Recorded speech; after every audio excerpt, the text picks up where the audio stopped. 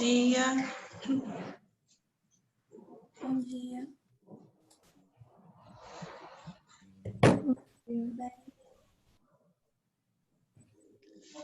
Estou admitindo o pessoal aqui, já já a gente começa.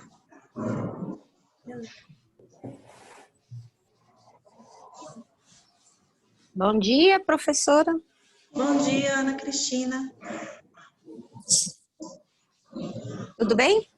Tudo bem, e você? Tudo bom. A Tainara pediu para lhe avisar que ela está trabalhando e que ela vai entrar, mas ela vai, talvez, tem que esperar um pouquinho, dar um tempo lá para ela poder entrar, tá? Tudo bem.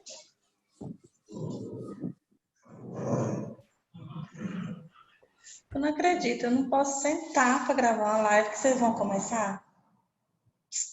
Polly, fica quietinha. Parece que adivinha e começa a brigar. Brigar não, brincar. Vem cá. Isso. Fica quietinha aqui. Bom dia, Roberto. Parece que você queria entrar bem cedão na live hoje. Não, Não? só sonei agora. Ué, engraçado, o Zoom, ele manda para o e-mail da gente quando tem alguém aguardando a reunião, sabe? E me mandou um e-mail falando que você estava aguardando a reunião. Era umas 9h pouco. Ah, sim, eu acho que foi realmente. Eu abri o. Foi a hora que eu acordei, hein? 9h pouco. Você Eu clicou abri sem aí. querer? Não, eu vi o sinal, falei assim, uai, será que hora dessa? Eu cliquei, falei assim, não, tá só agendado. Ah, então tá bom. Ué, Tainara, você não estava no trabalho? Cheguei, deu tempo, saí correndo. Tem Que coisa bom. que lá é só eu mesma, aí hoje deu certo, vim correndo. Que bom. É que eu acabei de avisar que você estava trabalhando, que você ia atrás. Menina, mas eu tô lá desde as 8. Aí deu certo. Que bom. Até o Christian acordou. Olha que gracinha. Eu fico pegando. Hoje, né? Fala assim, hoje, porque semana passada ele não acordou, não. Pois é, ele me pediu desculpas, porque ele não acordou semana passada, apesar dos 10 despertadores, mas que hoje ele prometia que ia chegar, e ele chegou na hora. Parabéns, Christian. Vai comer tapioca? Morrendo de sono. A voz. Tá na cama ainda, morrendo de sono. Se não sair da cama, vai dormir de novo, assistindo a aula. A voz de travesseiro, né? Aham. Mas acho que ele deve ter ido dormir agora há pouco, né? Certo. Oi, Christian. Não, dormi cedo dessa vez, dormi 4h. Dormiu que hora?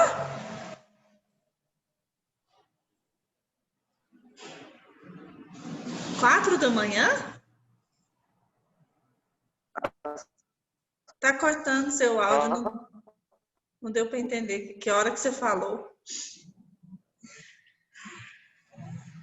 Nós temos 14 pessoas, 15 agora com o Pedro. Eu vou jogar um chinelo ali nos cachorros. Foi. Para ver se quieta.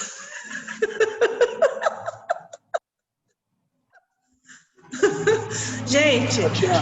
Oi, Roberto. Vamos comer tapioca? Ah, não faz isso comigo, não. Ainda bem que hoje eu não tô com fome. Eu acordei bem mais cedo, eu fiz meu pão, tomei meu leite, eu não tô com fome. Pode passar à vontade, querer passar à vontade muitas vezes que não vai conseguir. Pessoal, eu comecei a colocar o material na plataforma, mas eu comecei de segunda-feira em diante, assim, ó, e ainda não consegui chegar no sábado, que é o dia de vocês, então não tem tudo lá, não tem, as aulas não estão lá ainda, mas vai dar tudo certo. Eu quero ver se eu consigo trabalhar esse fim de semana para atualizar tudo. Aliás, eu ia trabalhar hoje, né? Mas aí a gente recebeu o recado que não vai funcionar. Ah, que pena, eu não vou poder trabalhar hoje na plataforma. Tô tão chateada. Não vai nem dormir hoje em função disso. Nossa, gente, não vai dar para fazer nada. Nossa, mas muito difícil. Marcar o Fernando psicólogo sem falou a falta. mesma coisa. Quem falou a mesma coisa, Tainara? O Professor Fernando ontem falou a mesma coisa. Marcar o psicólogo, porque a psicóloga não pode trabalhar Não sábado. pode, sábado. Tô triste. Ai, difícil demais. Muito difícil essa vida de não poder... Ô, Tatiana, Oi, Roberto. você me lembrou uma coisa muito triste. Eu estava com um plano aqui também de atualizar meu álbum, uma série de coisas para meus alunos. Que Não, notícia ruim. Roberto, não tem jeito. Olha só que dificuldade. Nossa, que coisa. Ah, nem a gente querendo trabalhar, sabe? Ah, mas que coisa. Gastar tempo com o meu jardim, então. Ai, que beleza. Mas olha só, eu andei colocando uns vídeos lá, né? Nas outras turmas. Meu Deus, eu pensava que esse negócio começava a gravar a gente de um períodozinho para frente, mas na hora que eu clico para começar a reunião, aí tem. Agora eu aprendi. A hora que eu abro a reunião, eu já estou aqui, tipo Fátima Bernardes, aguardando o tape, né?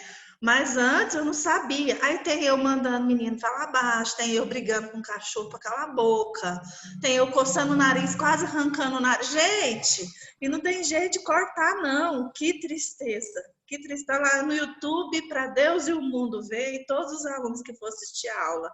Mas faz parte, né? Eu estou na minha casa, convido vocês para entrarem na minha casa através desse vídeo e a gente vai ter aula de casa mesmo. Então, acho que faz parte essas adaptações. Eu acabei de jogar um chinelo no cachorro que estava brigando e agora ele está mastigando meu chinelo. Então, assim, essas coisas...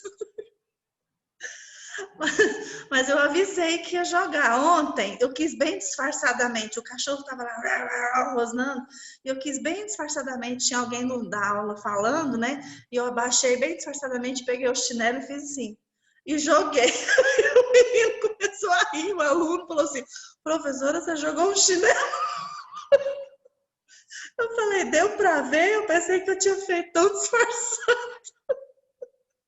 Ah, gente, não tem lógica não. Essa vida nossa de aula remota está sendo difícil, mas tem hora que eu morro de rir. É muito interessante essa vida. Pessoal, eu não coloquei nenhum material novo nas nossas plataformas, porque na semana passada a gente começou a falar sobre o Código de Ética e não terminamos. Então, hoje é a continuação do Código de Ética, certo? E aí... eu andei vendo algumas possibilidades de filme para a gente assistir e discutir a respeito de ética. E não tem um filme específico assim que fala sobre a ética do psicólogo. Tem filmes que tem comédia, romance, alguns filmes sérios também de drama que tem a figura do psicólogo, mas não exatamente como é a figura do psicólogo brasileiro, porque os filmes, na minha opinião, os filmes americanos, né, principalmente, eles fazem uma certa confusão do papel do psicólogo. Então, geralmente tem uma pessoa que vai ao hospital e aí é atendido por um profissional. A gente vê que o profissional está de jaleco, tem estetoscópio, é uma figura médica. E ele fala que é um psicólogo, aí de repente o psicólogo receita remédio, ao mesmo tempo deita no divã, e faz uma confusão, uma salada tão grande. Então eu percebo assim que os filmes americanos não são, nem sempre são interessantes para a gente trabalhar as funções, o papel de um psicólogo mesmo, né? Então eu pensei num outro filme que eu sempre trabalho quando eu tenho a disciplina de ética, e tanto em outros cursos quanto na psicologia, é um filme que eu gosto muito para lidar com esse contexto da ética. Como que vai ser? Eu vou postar o link do filme no AVA para vocês assistirem o filme para a semana que vem a gente discutir sobre o filme, tá bom? No sentido da ética em geral, não especificamente o código profissional do psicólogo, porque o filme não tem psicólogo. Se você já viu, não falei ainda não, Júlia, o nome do filme vou falar agora, é tudo surpresa. Se você já assistiu o filme, já assisti, assiste de novo, porque agora vocês vão observar outras questões, vocês não vão assistir o filme como um um telespectador comum. Vocês vão assistir com esse olhar para a discussão sobre a ética. O filme se chama O Clube do Imperador. A Ana Cristina já viu. Quem mais já viu? Que bom que o pessoal não viu, porque o filme não é muito novo, mas é um filme muito interessante. Já vi 4 vezes. Eu já vi Aí, mais. Roberto já viu 4 vezes. Eu já vi umas... É um filme muito bom. É um umas filme 50. muito bom. Eu acho que eu já vi mais de 20 vezes, porque sempre que eu passo em sala de aula eu assisto junto. E fala sobre a figura do professor. Então, acredito que pelo fato do Roberto e da Ana Cristina trabalhar na área escolar, na área do ensino, né? É exatamente por isso que eles já tiveram acesso a esse filme. E é um filme muito bom para passar para aluno também. Então, vai falar da ética de professor e de aluno também. É muito interessante. E aí depois a gente vai fazer uma aplicação para as outras áreas profissionais. Ó, o Felipe disse que já viu também. Bom, como eu disse antes, não tem problema vocês já terem visto não, vai ver de novo para poder fazer o trabalho. Como que vai ser esse trabalho?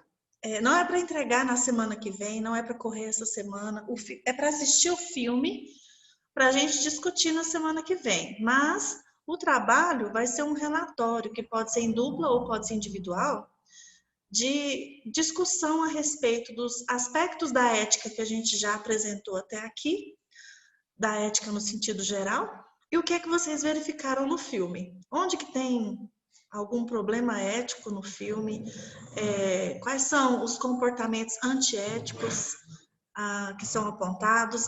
E aí, é legal vocês deixarem para escrever o trabalho na outra semana, porque no próximo sábado a gente vai discutir e aí vai enriquecer um pouco mais o texto de vocês. Tá ok? Então, eu vou compartilhar a tela agora para apresentar os slides. Eu gostaria que vocês me ajudassem no sentido de em qual slide que a gente, em qual artigo que a gente parou, porque eu esqueci de marcar dessa vez. Eu lembro que nós falamos das responsabilidades do psicólogo, mas eu não me lembro em qual responsabilidade, quais deveres que a gente falou, se nós falamos todos. Alguém se lembra?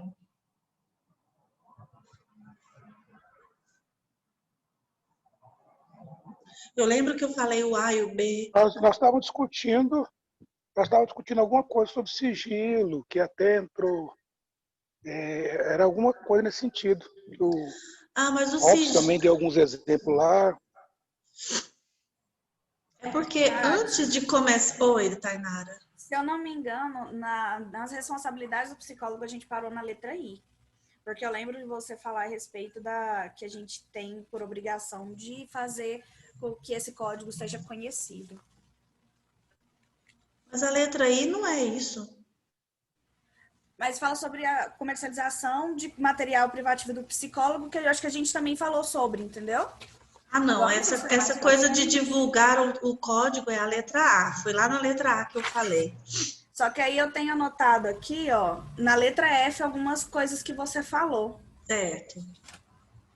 Então, acho que pode ser que seja disso aí, ou mais pra frente. Eu também acho que foi a que parou na letra I. Então tá bom.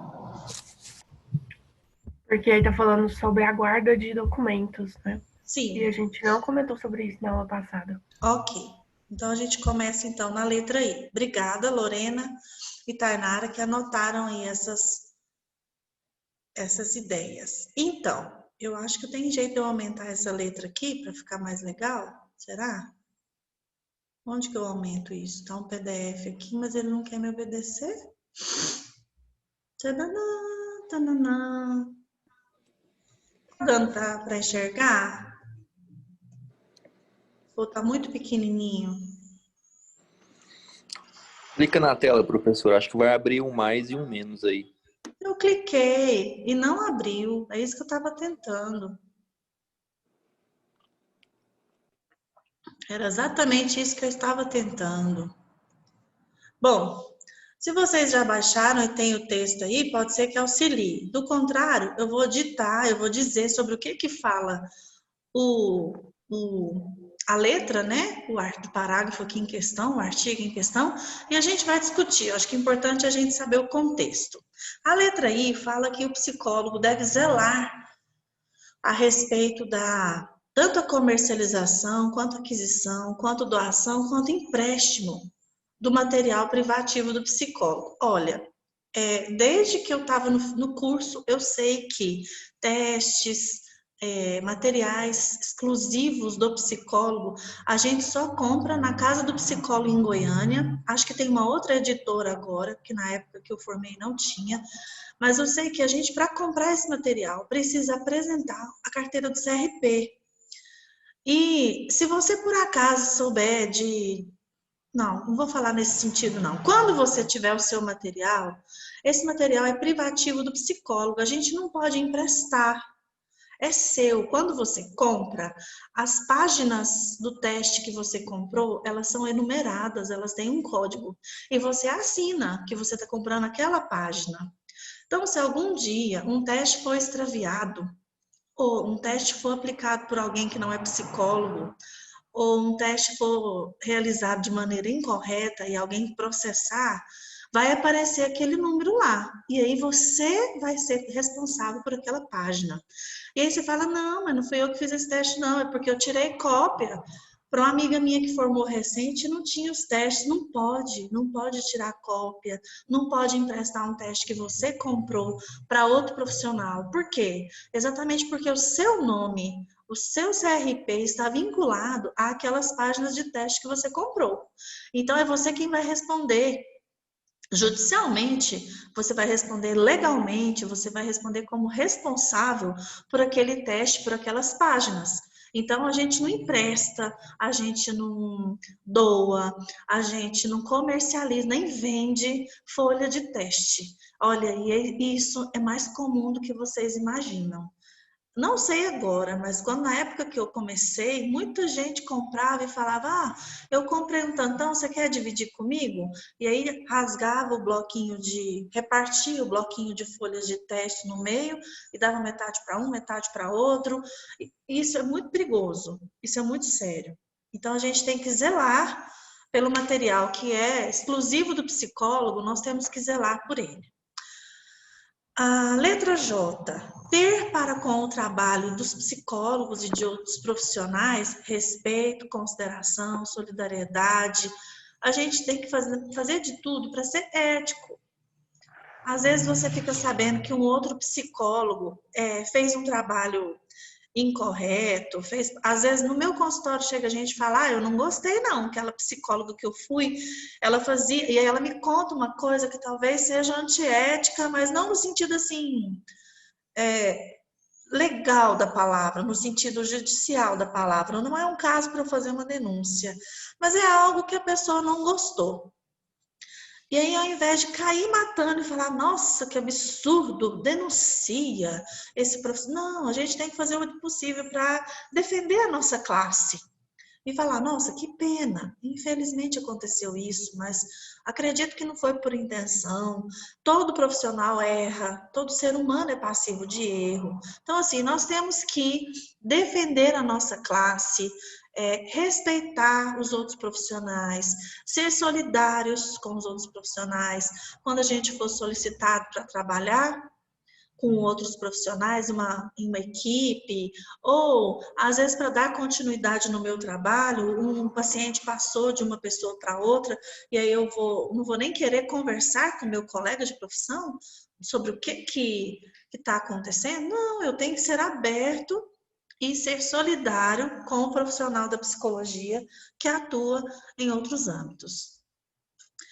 Sugerir serviços de outros psicólogos, que talvez não pudesse ser continuado por mim, que começou inicialmente, então eu posso fornecer um substituto para a pessoa, para a comunidade onde eu estava trabalhando. Então, se eu trabalho em um lugar e eu tenho que sair daquele lugar, é ético eu sugeri, olha só, não é obrigatório eu ter que deixar alguém no meu lugar. Não, mas é ético sugerir um substituto, uma pessoa, para dar continuidade. Eu não posso, gente, estar trabalhando com a comunidade, trabalhando com famílias, trabalhando com pessoas, aí de repente surge uma oportunidade em outra cidade, em outro estado, eu sumo, desapareço, e deixo aquele pessoal lá mexido, aquele pessoal lá precisando de apoio. Isso é antiético. Eu tenho que me Feridas preocupar. abertas, né?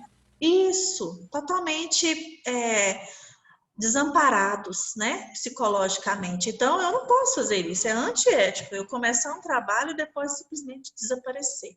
Inclusive, eu tenho que fazer uma despedida desse pessoal e explicar, falar, olha, a partir de agora vai ser a pessoa fulana de tal que vai assumir.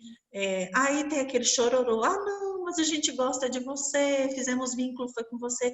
Não, eu estou colocando uma pessoa, sugerindo uma pessoa que tem mais ou menos o meu perfil, que vai prosseguir a mesma linha de raciocínio, para passar segurança para as pessoas com as quais eu tenho trabalhado. E por último, como dever, levar conhecimento das instâncias competentes o exercício ilegal ou irregular da profissão, alguma transgressão que eu tiver conhecimento, eu tenho que levar ao conhecimento das instâncias competentes. Ou seja, se eu ver que tem algum profissional agindo de maneira errada e não tomar nenhuma atitude, eu estarei sendo conivente com aquele erro. É quase que cúmplice, né? É um papel de omissão se eu não denunciar. Então, é dever do psicólogo levar ao conhecimento das instâncias competentes quem estiver transgredindo algum princípio do Código de Ética. Agora nós vamos falar do que é proibido. Até agora eu estava falando do que era dever, o que era uma obrigação. Agora nós vamos falar do que é vedado ao psicólogo. Eu estou indo um pouco mais rápido, senão não dá tempo da gente terminar esse código hoje. Mas se vocês quiserem me interromper, fazer alguma complementação ou tirar alguma dúvida, vocês fiquem à vontade, ok? Professora, quando a senhora colocou a seta lá em cima, o botão de aproximar apareceu. Quando eu coloquei a seta aqui? Mais pra cima, lá. Olha lá, isso. Não, esse negócio aumenta? Ah, mas ele desaparece. Como que eu faço? A hora que eu vou descer a seta lá para arrumar, ele desaparece? Acho que acompanha o lado direito ali, acho que ele fica. Ai, meu Deus. Deixa eu chegar vocês para cá. Muito bem. Lidar com gente inteligente é bom demais. Ficou melhorzão assim, não ficou? Até para mim. Obrigada. Então, vamos lá. O artigo 2º vai falar sobre o que é vedado ao psicólogo. Então, vamos prestar atenção no que é proibido? Quando a gente sabe o que é limite, é mais fácil da gente andar direitinho na linha, né? Letra A. Praticar ou ser conivente com qualquer ato de negligência, discriminação, exploração, violência, crueldade ou opressão. Como assim? Como que um psicólogo pode cometer um ato desse? E discriminação eu vejo de cara. Assim, se algum psicólogo quiser fazer uma cura gay, esse psicólogo está trabalhando de um jeito errado. Ele está agindo, discriminando o homoafetivo. Então, isso é vedado ao psicólogo. Isso não é prática conivente com a ação do psicólogo. Inclusive, gente, eu tenho que comentar com vocês. Eu assisti um filme essa semana, me deixou muito incomodada. Eu nunca tinha assistido esse filme. Chama O Mau Exemplo de Cameron Post. É um filme americano, mas eu penso assim, se acontece isso lá, acontece em qualquer lugar do mundo, até pior. Uma menina que ela está se descobrindo, uma adolescente, e ela tem namorado, mas aí ela tem um beijo, ela beija a rainha do baile, na hora da formatura. As duas são pegas em flagrantes se beijando.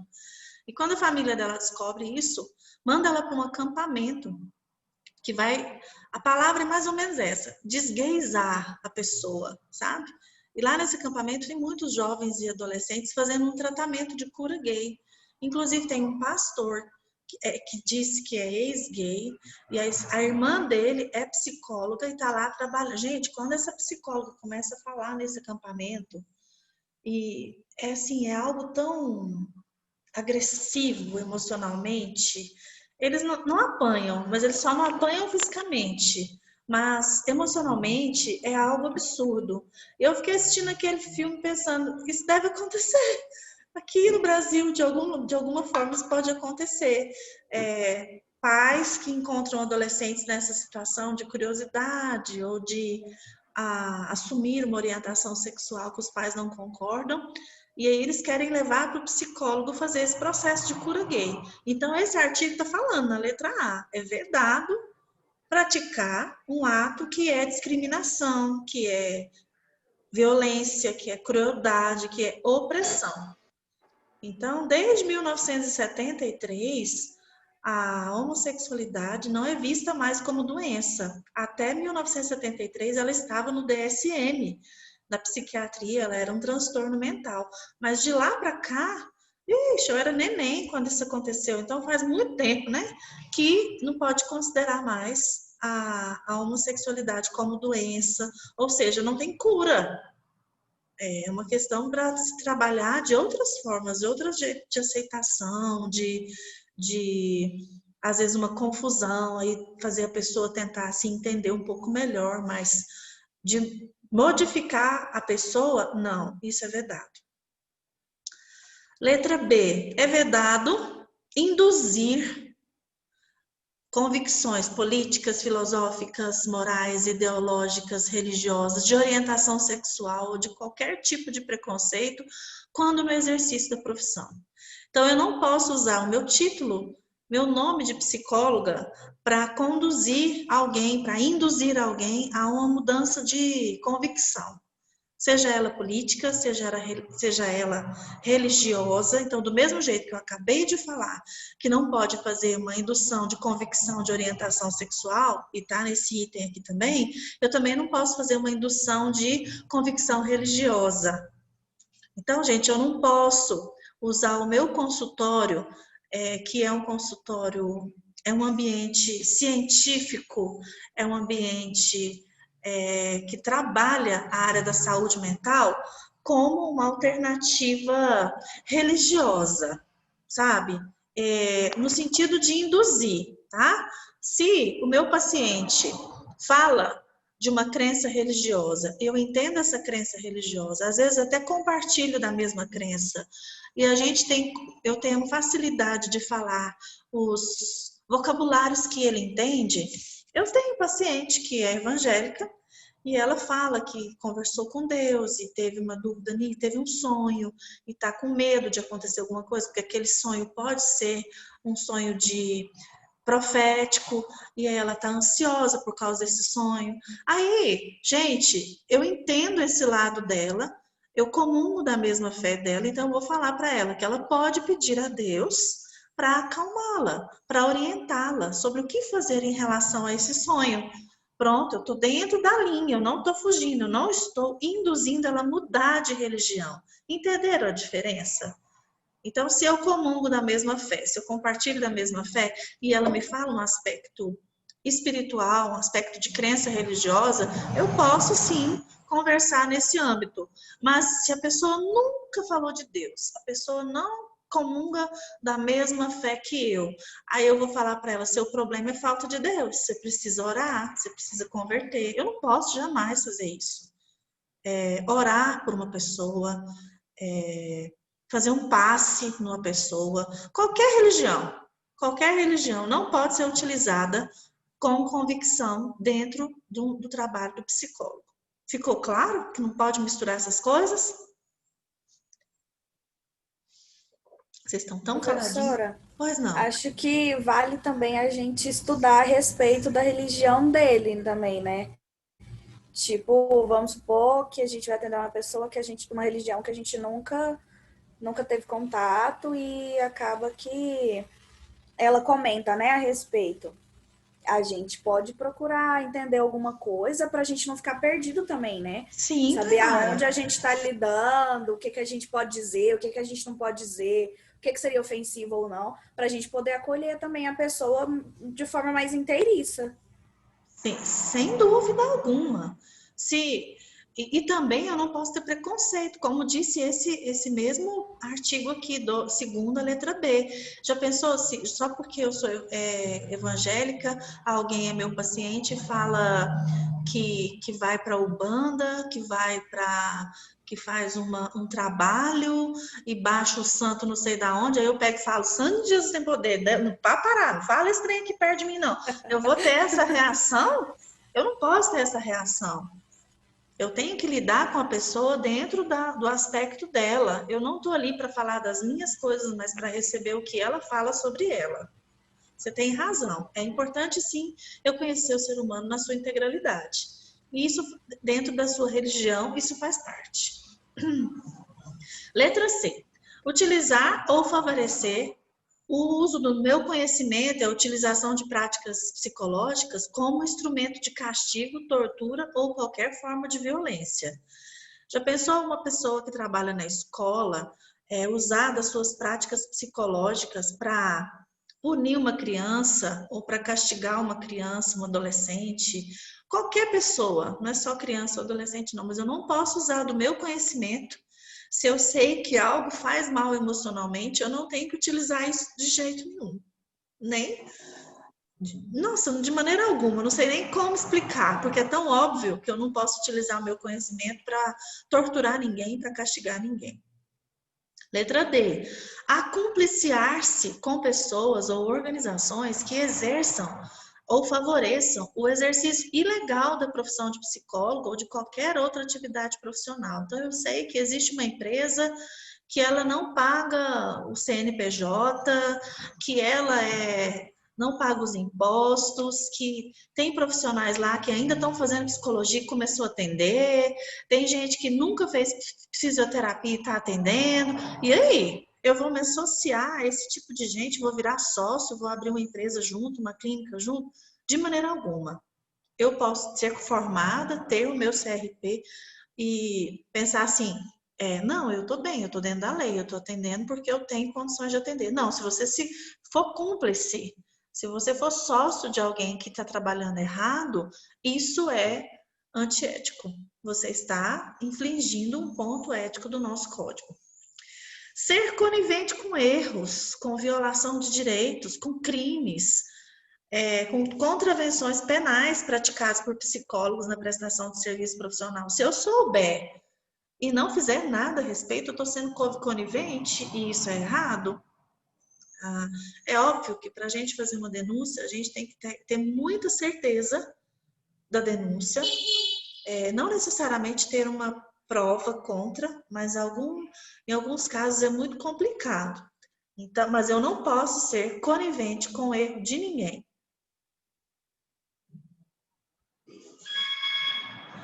Buzina na minha porta, toca campainha na minha casa, durante uma live. Agora os cachorros vão tudo latir na hora que alguém for abrir o portão. Segura a onda aí, gente, vai acontecer. Letra F. Prestar serviços ou vincular o título de psicólogos a serviços de atendimento psicológico, se os meios ou as técnicas não estiverem regulamentados ou for reconhecido pela profissão. Tipo, ler carta, ler mão, usar cristalzinho, usar chazinho. Se eu estiver fazendo isso usando o meu CRP, eu estou sendo antiética. Por quê? Porque isso não é um meio, uma técnica, tá trancado, portanto. Isso não é um meio, não é uma técnica regulamentada pela profissão do psicólogo. Então, eu não posso usar nenhum tipo de técnica que não está regulamentada, senão eu estarei trabalhando contra o código de ética. Letra G. Eu fiz aí. O que aconteceu? Professora? Lorena, você quer perguntar alguma coisa? Constelação familiar é regulamentada pela psicologia ou não? Lorena, se você estiver falando comigo, eu não estou ouvindo, não. Tá muito baixinho. Melhora. Tá ouvindo agora? Aí, melhorou. Eu queria saber se constelação familiar é regulamentado pela profissão de psicólogo. Já está em andamento. É uma técnica nova. Já existem psicólogos fazendo cursos nessa área. Uma vez eu assisti, acho que foi Globo Repórter, fazendo uma matéria sobre, aí tinha alguns psicólogos, sabe, realizando. Mas eu sempre vi essa prática muito mais vinculada a uma visão, a terapeutas alternativos, a uma visão mais holística. Aí eu fiquei sem entender. Existem realmente algumas técnicas, alguns tratamentos que ainda não estão regulamentados, mas estão no caminho disso acontecer. Eu prefiro esperar o negócio aparecer direitinho, legalmente, para eu trabalhar dentro disso. Tem uma outra técnica que é como é que chama? REA, RP, é uma sigla de 3 letrinhas. Tainara, você sabe qual que é? E trabalhar com o movimento dos olhos, né? Essa técnica. Deixa eu ver se eu lembro aqui, peraí. Eu já fiz até assisti uma palestra sobre isso. Funciona, fora do país já está regulamentado, tem sido uma técnica utilizada por alguns profissionais com êxito, com sucesso. Inclusive, a doutora Jandira já deu uma palestra para nós na jornada de psicologia algum tempo atrás, e ela faz essa técnica, ela fez um curso e está utilizando essa técnica, e ela é uma profissional muito ética. Então, assim, é uma técnica nova que não está aparecendo ainda como no conceito da psicologia, mas ela já está sendo utilizada por alguns profissionais. Então, nesse sentido... Aquela da programação neurolinguística? Essa. É a EMDR. Tem a programação neurolinguística e essa é do movimento dos olhos, parece que é MDR. MDR. Ela deve estar ligada com essa programação neurolinguística, né? Que é essa Sim. questão do olho. Se olha para cima, para a direita, para cima, para a esquerda, para baixo, né? Não, você tem que ficar fazendo movimentos dos olhos ou movimentos das mãos enquanto tem um timer. Ela tem toda uma técnica, e isso acessa uma parte do cérebro que tem a ver com os traumas. Quando a gente estresse pós-traumático, com ansiedade, com traumas de abuso, também já vi dar certo. Eu faço ela, professora. Roberto, o que é? Eu faço atendimento pelo MPR, já tem 3 anos. Como paciente? Não, é minha terapeuta que me atende, né? Sim, como paciente. MPR, é muito bom.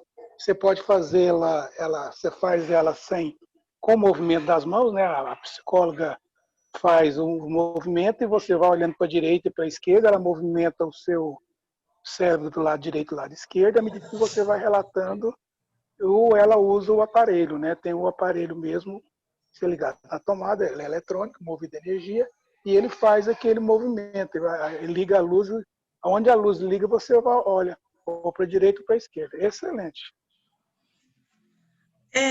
Quando eu ouvi pela primeira vez, eu tive a mesma impressão que a Lorena está tendo agora em relação à constelação familiar.